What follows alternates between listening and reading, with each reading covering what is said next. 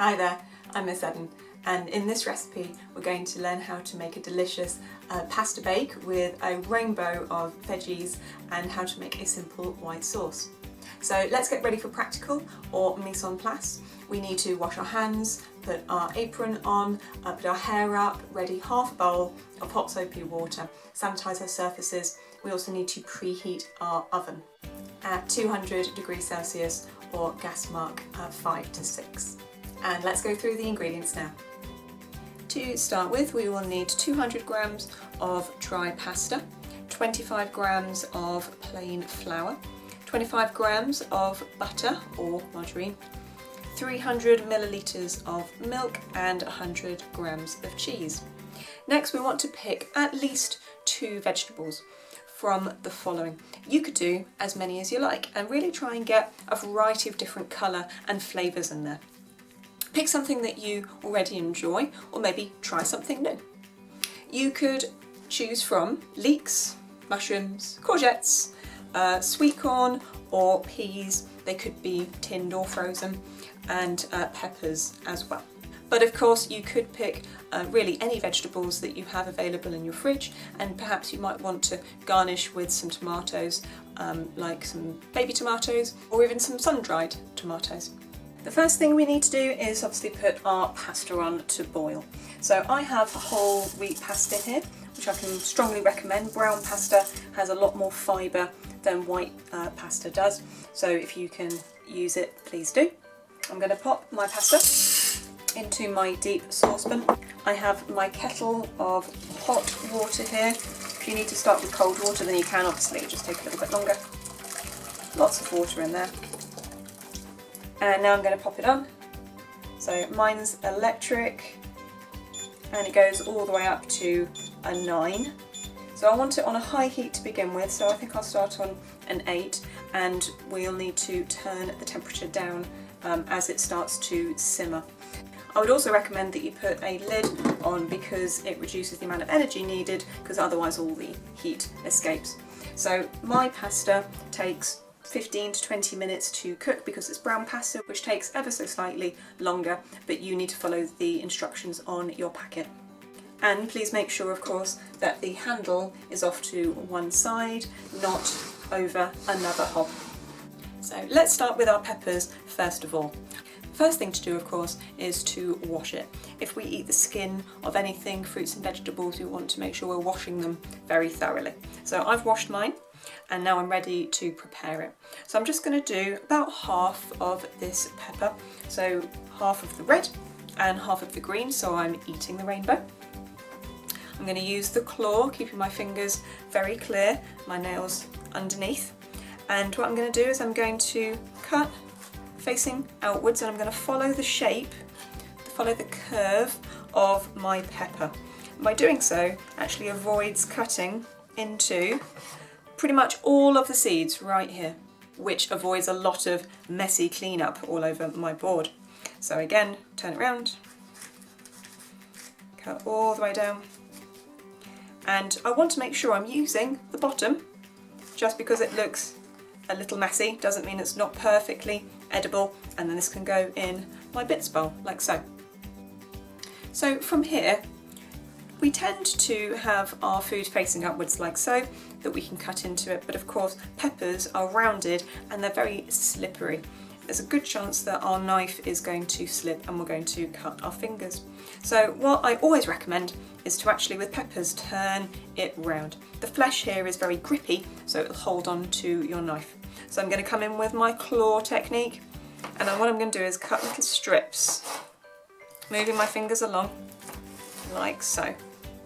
And then I can keep them all together, hold on to them, still with the claw, and now I can cut little pieces. If you can bunch them all together like this, it makes it much, much quicker and easier. Look at that.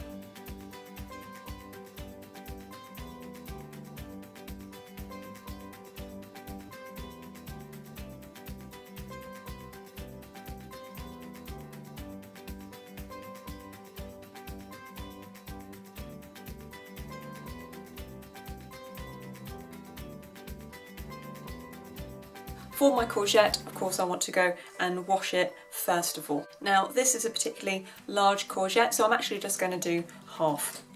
So I'm going to just use the claw, cut it all the way down, and I'll use this for maybe some grilled courgette or something with another meal.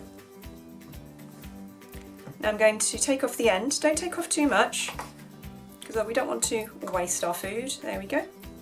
I'm going to use the bridge technique, cut all the way through. And I'm going to turn it on over.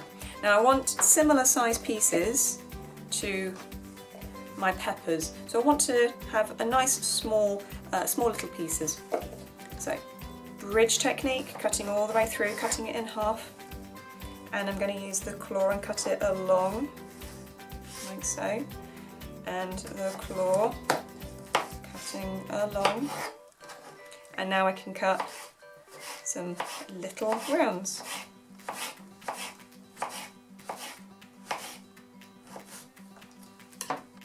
And you can see I have comparatively similar sized pieces. Fantastic.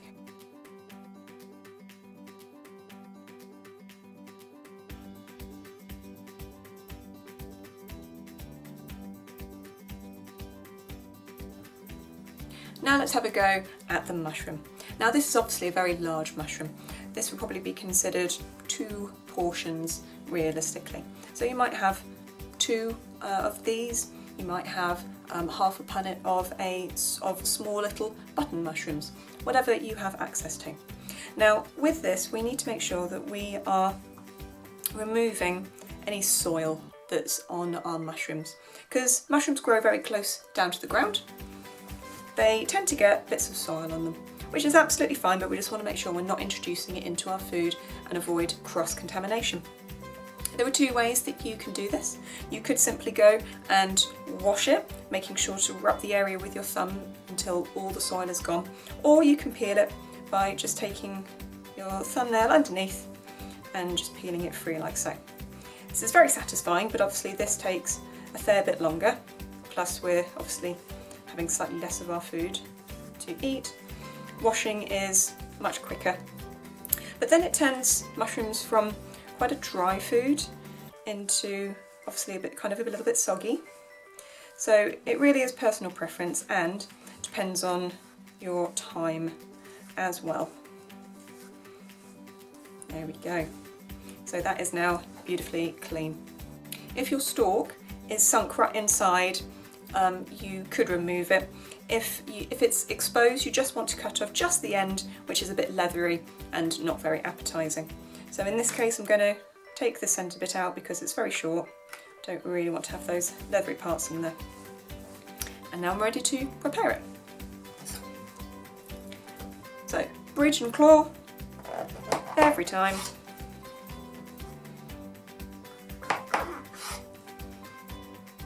Look at that, what a beautiful thing. Make sure we have a flat side to work on. And prepare it as you need to, and we want similar size pieces to our peppers and courgettes. Now let's prepare our leek. So this is obviously quite a large leek. They do obviously come smaller than this. This will probably serve 3, maybe 4 portions. So the first thing that we need to do is to remove the outside layer. It's always quite leathery.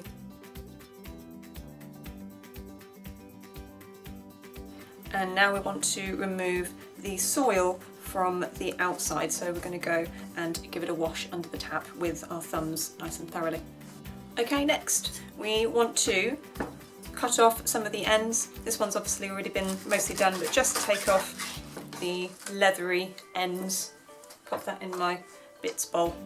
And next, the really important step, we want to cut from one end down the centre all the way to the other end in order to expose the soil that is caught between the rest of the layers. So because the way that they grow, completely normal, this happens with every leek, absolutely fine, but we don't want to introduce that soil into our food, so go and wash it nice and thoroughly. Wonderful, now I've got a delicious clean leek. Look how appetising that is. So now I'm just going to use my claw using my fingers to bunch it together, and I want to cut it into fairly small pieces, so I want it to cook really readily.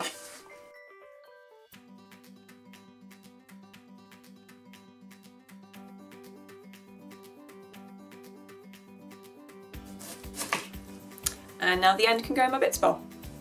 So because this is obviously a very large leek, I'm actually just going to use half of it, and I'll put the other half into a container and to cook up with another meal. If you're including frozen peas or sweet corn, or if you have a tin of sweet corn, then you just want to pop some in your sieve. If you have a tin of sweet corn, you'll obviously want to do this over the sink so that the juice can drain away. I'm going to put in a good portion, so if it's a handful, that's 1 portion, 2. I'm going to do 4 portions in total, 2 of each.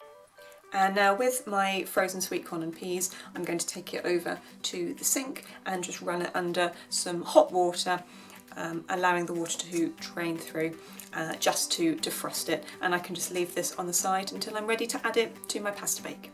Now I want to grate my cheese. So with our box grater or similar, make sure that you are holding it either to the side or away from you, but not holding onto the sides itself. We want to make sure we have the right size, so I don't want an intermediate grate or a slice or a zest, I want this big guy here. So I'm going to carefully go all the way up and down, making sure my fingers are clear. And as I get closer towards the end, I'm actually going to keep my fingers flat. That seems counterintuitive, but it actually means a bit more of a feel for when it's getting closer, and you're actually less likely, there we go, slowing down, to grate your fingers. There we go, and we'll do that for the rest. Now I'm going to check to see if the pasta is done. So I'm just going to catch one with my fork. I'm going to make sure there's no water, particularly if it's penne, it tends to hold water inside the tube, so we don't want to have that, so make sure you shake it free, blow on it, and then we're going to chew on it. So you want it to be al dente, meaning to the tooth in Italian. So it needs to have a little bit of a resistance. You don't want it soggy, you don't want it very hard and chewy, you want it al dente. So to drain my pasta, I'm going to remove my washing up bowl. I'm going to take my colander, put it straight in the sink, and pour all the water out and give it a generous shake to release all the water. And now the pasta can go in my oven safe dish.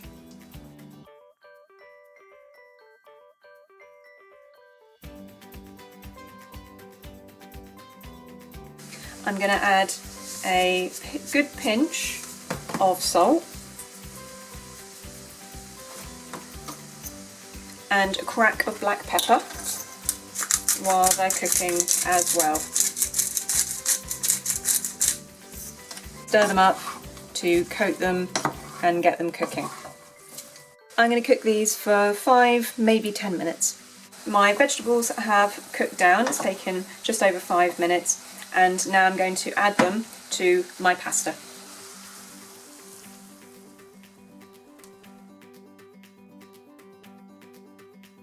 So I want to measure out my liquid. I want 300 millilitres. So I'm going to come down nice and low, look for the mark. There we go. And now I know I've got enough. So now I'm going to add my butter to the pan ready to make my white sauce. So my butter is melted, now I'm going to add my flour.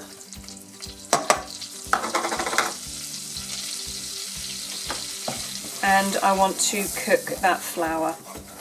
I only want it on a medium heat. And I really want to cook it. It's going to take at least 1 minute, which is actually quite a long time when you think about it, really.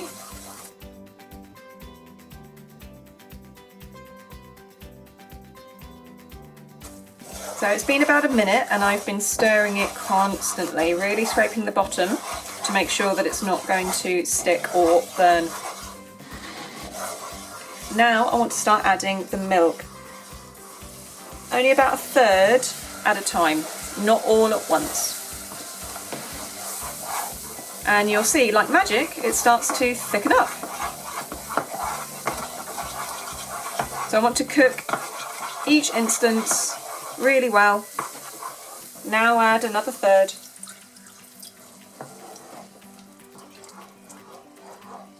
It's almost like a magic trick. You'll see all the milk disappear as it's absorbed by the flour mixture.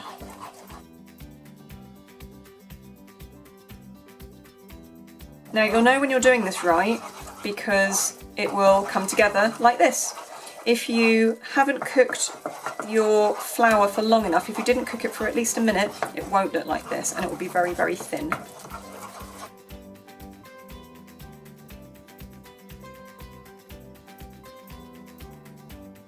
It's nearly there. It's starting to actually look more like a sauce, albeit slightly thick one at the moment.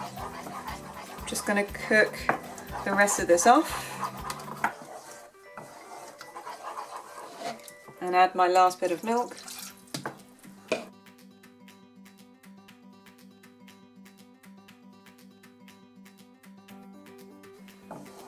Look at that, we've made beautiful, smooth, white sauce. Fantastic.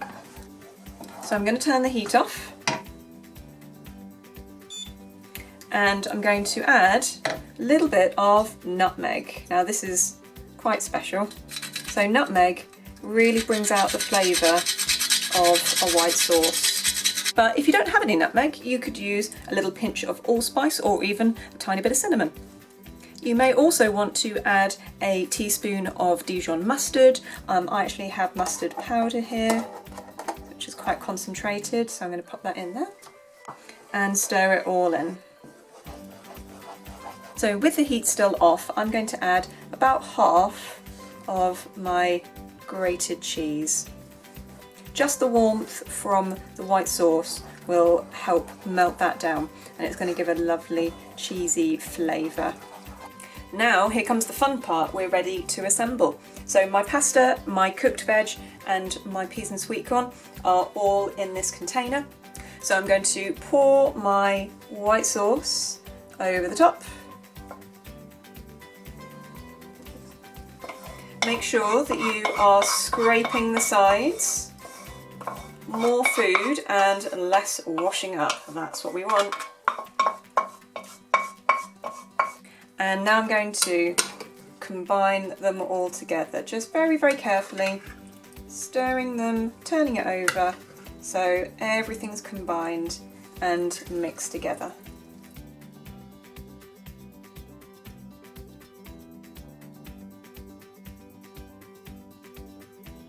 This looks and smells so appetizing. I'm so looking forward to this.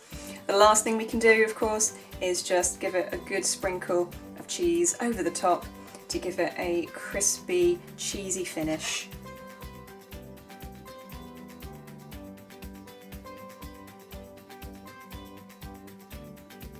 This dish is a great option, not just for a weekday meal, but as a lunch option as well. You could portion it into several different containers and have them for your lunches. So I hope you enjoyed making that with me. I'll see you next time.